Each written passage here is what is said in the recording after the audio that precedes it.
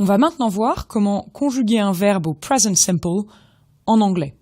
Le present simple, c'est l'équivalent du présent de l'indicatif en français. Donc c'est un temps très fréquent qu'on utilise beaucoup dans la vie de tous les jours, c'est donc important de bien le comprendre et de bien le maîtriser. Mais avant d'aborder la conjugaison, il faut d'abord qu'on s'intéresse à l'infinitif du verbe et qu'on comprenne bien comment il fonctionne. Alors tu l'as peut-être remarqué dans la liste de vocabulaire qu'on vient de voir, en anglais, l'infinitif est toujours sous la forme suivante, to plus base verbale. On va l'écrire ensemble, puis on verra plus en détail ce que c'est.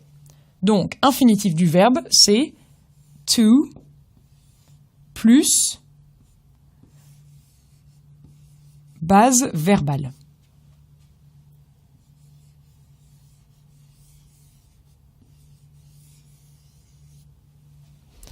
La base verbale, c'est un mot un peu curieux, qui t'étonne peut-être. En fait, c'est très simple. La base verbale, dans la liste d'infinitifs suivante, c'est work, live, like, where, come. From, c'est une préposition, venir de, donc c'est comme la base verbale. Read, watch et travel. Là, j'ai souligné les bases verbales, c'est des formes non conjuguées du verbe qui ne portent pas de terminaison. Et, comme tu le remarques, elles sont toutes précédées de to, qui est en anglais le marqueur de l'infinitif. Donc ce qu'il faut bien retenir, c'est qu'en anglais, l'infinitif, c'est toujours les deux ensemble. To work, pour travailler, to live, pour vivre, to like, pour aimer, to wear, pour porter, to come, pour venir, et to come from, pour venir de, to read, pour lire, to watch, pour regarder, et to travel, pour voyager. Il faut bien comprendre que l'infinitif, c'est ces deux mots ensemble. Et évidemment, quand on conjugue le verbe, on n'emploie pas to, il ne sert qu'à l'infinitif. Maintenant que tu as bien compris ça, on peut passer à la conjugaison du present simple. Le present simple, donc, c'est l'équivalent du présent de l'indicatif en français. Et comme son nom l'indique, il est très simple en anglais. En fait, en anglais, il n'y a que la troisième personne du singulier qui a une forme différente des autres. Donc, au present simple, ce qu'il faut bien retenir, c'est qu'il y a un S à la troisième personne du singulier. On va l'écrire ensemble. Donc, S à la troisième personne du singulier.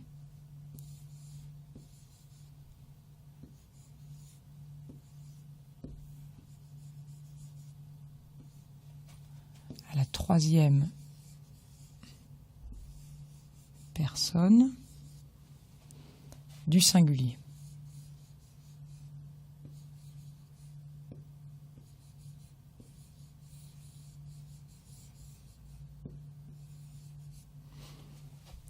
Donc, on va regarder un exemple ensemble avec le verbe to work, travailler. I work, je travaille. You work, tu travailles. He, she, it works. Il, elle, on travaille. We work, nous travaillons. You work, vous travaillez. They work, il ou elle au pluriel, travaille. Il y a donc seulement la troisième personne du singulier qui pose éventuellement problème. He, she, it works.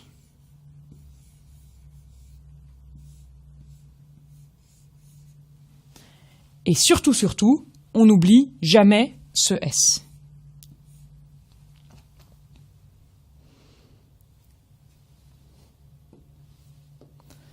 La conjugaison est donc assez simple. Il faut juste penser à ce S de troisième personne. Mais il y a, pour la prononciation, une petite astuce à connaître.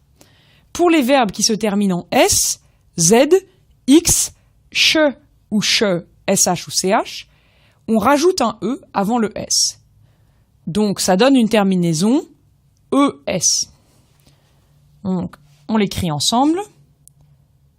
ES à la troisième personne du singulier.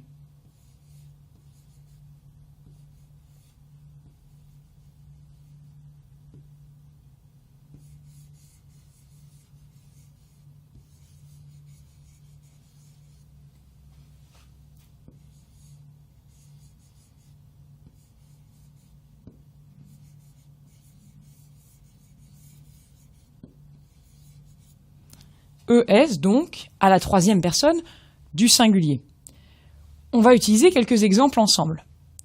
To watch, par exemple, regarder, donnera à la troisième personne du singulier he, she, it watches.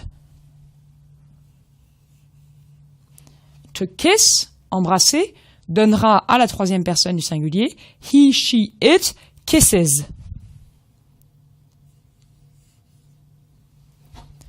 To wash, laver, donnera à la troisième personne du singulier he, she, it washes. Et to relax, se reposer, se relaxer, donnera à la troisième personne du singulier he, she, it relaxes. Donc, il faut juste se souvenir que ces verbes-là sont un peu particuliers. Et surtout, il faut bien se rappeler que du coup, ça se prononce is. On entend un i. Okay? Watches, kisses, washes, relaxes.